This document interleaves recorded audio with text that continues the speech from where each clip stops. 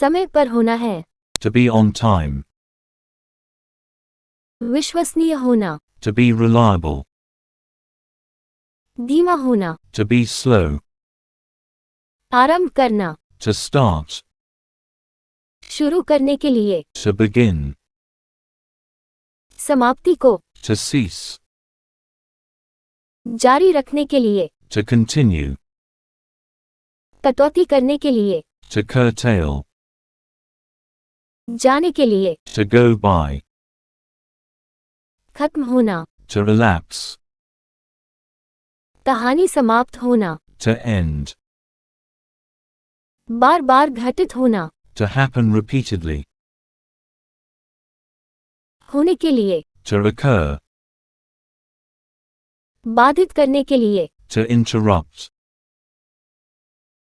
समय को नष्ट करने के लिए। To kill time. अंत करना। To last. खोए हुए समय की भरपाई के लिए। To make up for lost time.